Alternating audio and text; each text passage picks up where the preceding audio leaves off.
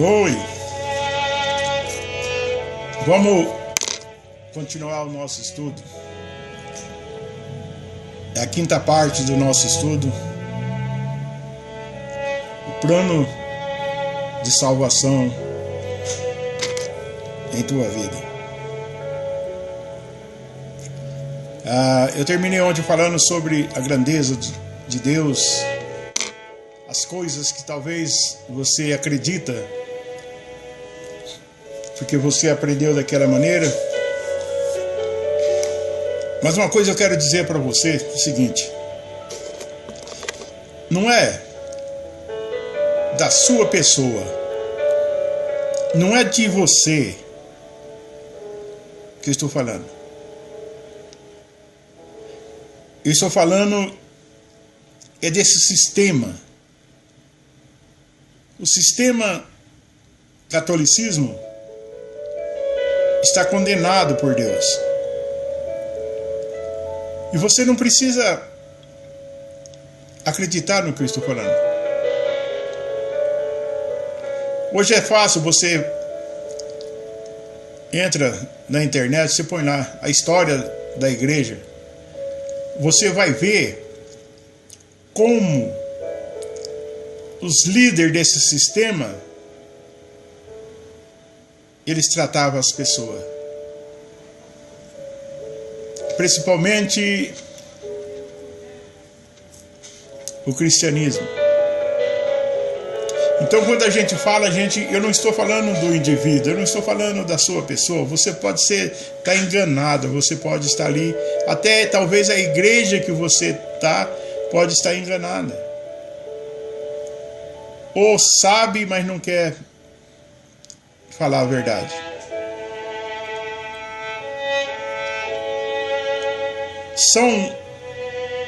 Se você vê a história, não precisa estar crendo na minha pessoa.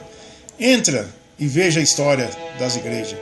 O que eles faziam com os cristãos.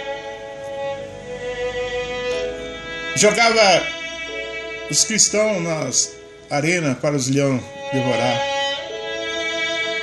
Apanhava fogo nos cristãos. As pessoas vivas eram amarradas nas estacas no meio da praça e colocava fogo. Deus viu tudo isso. Isso subiu a ira de Deus. Deus poderia terminar com aquele povo que fazia essas coisas? Poderia.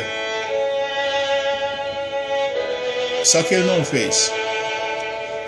Ele ainda perdoou. Só que ele condenou esse sistema. E esse sistema, ele vive até hoje. Muitas pessoas estão dentro desse sistema. E às vezes não sabem. Só que hoje eles colocaram uma fachada diferente, mas o sistema é o mesmo. É como você está num barco, ele está condenado, ele vai afundar. Que nem você já deve ter assistido a história de Titanic, né? Quando diz que aquele imenso navio ia afundar, ninguém acreditou. Até que um dia tudo foi por água abaixo. É assim, é isso na nossa vida. O que eu estou tentando passar para cada um de vocês é que ainda é tempo de pular desse barco, sair fora. Porque é o sistema que atingiu e não tem mais jeito. Deus condenou. Deus disse: só isso aqui um dia vai afundar. vai acabar. E não tem ninguém que mais pode segurar. Todos que estiverem nesse barco vai afundar junto com ele. Não tem outra. A única coisa que tem é aconselhar você a sair desse barco. Enquanto é tempo. Para você entender mais ou menos como que você vê o sistema. Hoje nós vivemos num sistema financeiro falido. Você tem culpa? Não, mas nós atinge você, atinge a mim.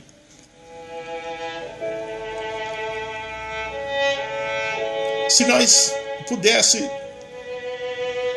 mudar de estado, a coisa fosse diferente, eu garanto que todo mundo saía do estado de São Paulo e ia para outro estado. Mas não, esse sistema é lá em cima e atingiu o quê? O país inteiro. E todos nós que estiver aqui vai passar por problema também. Então é isso que eu quero que vocês entendam. Às vezes você pode até estar chateado comigo, mas não é que eu não estou aqui para falar da sua religião, para acusar você em nada disso. O único propósito meu aqui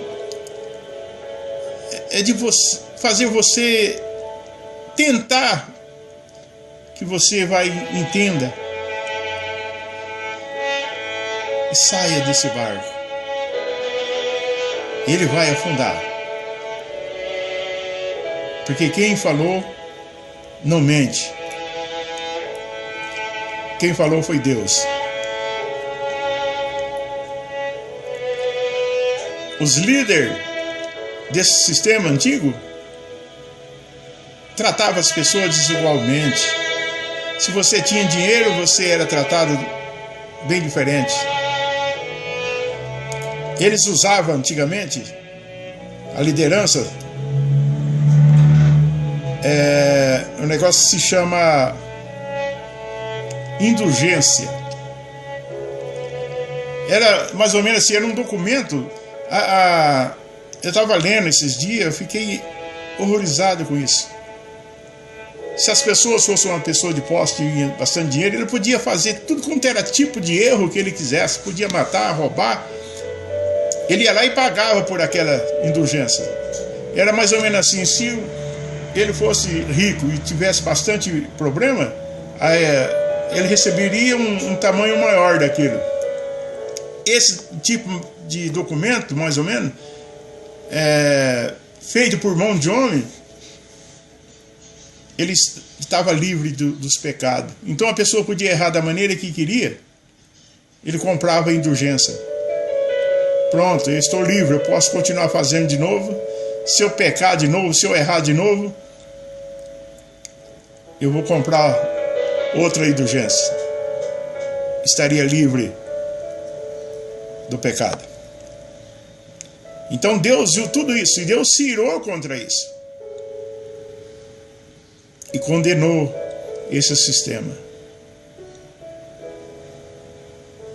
E que eu quero pedir a você: saia desse barco enquanto é tempo. Eu quero abrir aqui um entre parênteses para explicar alguma coisa para você. Como eu disse, você pode estar chateado comigo devido, às vezes, eu falei alguma coisa contra aquilo que você crê, contra aquilo que você acredita, mas eu quero abrir os teus olhos e dar tempo para que você possa realmente decidir aquilo que você quer fazer. Eu prefiro 1000 vezes que você, às vezes agora, fica até chateada comigo, mas dá tempo de você pensar e você mudar de vida. E um dia você terá uma grande felicidade ao lado de Deus. Que talvez eu deixar você sem saber, com medo de você se zangar comigo e não te falar nada, não abrir o jogo para você. E você terá uma eterna perdição.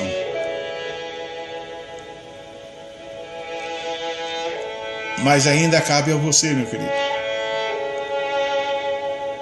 Você que decide o que você vai fazer da sua vida.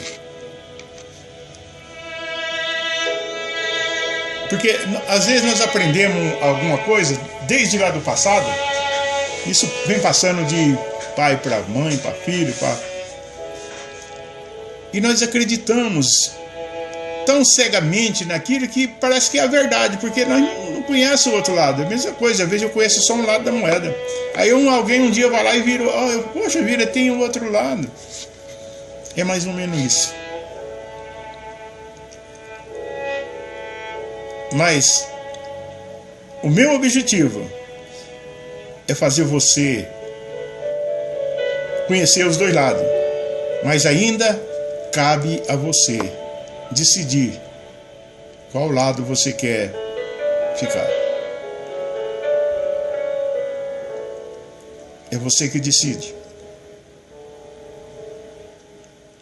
A gente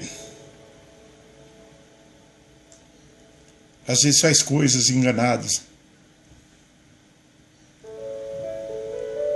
porque nós aprendemos de maneira errada. E às vezes nós fechamos nossos olhos na nossa ignorância e não damos ouvido, às vezes, para a verdade. E às vezes nós estamos caminhando num caminho que um dia ele vai terminar e nós vamos cair num abismo.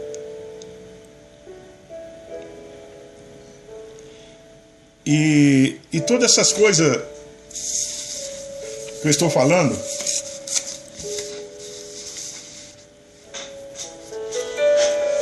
está baseado na Bíblia, que é a palavra de Deus.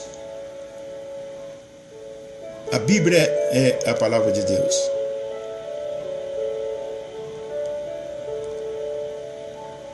Agora eu quero fazer uma pergunta para você. Aquilo que os avós seus te ensinou, que alguém te ensinou, está alicerçado em quê? No que está alicerçado? Naquilo que você acredita. Então é para você pensar. De repente, a âncora que você está não é confiável, ela vai escapar e o seu navio vai embora. E depois não tem mais nada que você pode fazer.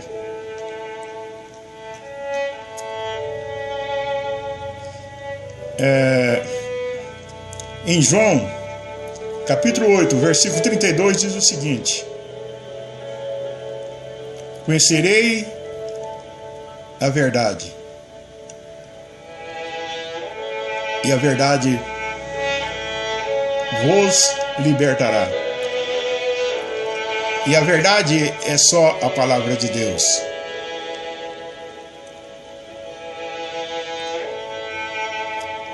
Você pode até estar falando para mim, perguntando, olha, sabe, a Bíblia é feita por mão de homem, o papel aceita tudo. Eu concordo plenamente com você.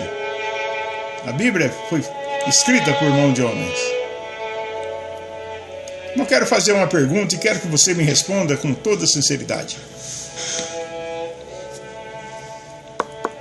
Quanto que é 2 mais 2?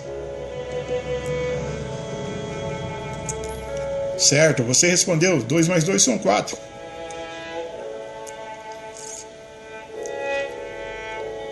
É tão certo, em qualquer lugar do mundo que você for, em qualquer lugar do mundo que tiver um ser humano, 2 mais 2 são 4. Qualquer língua, 2 mais 2 são 4. Agora, por que nós sabemos que 2 mais 2 são 4? Por causa da matemática.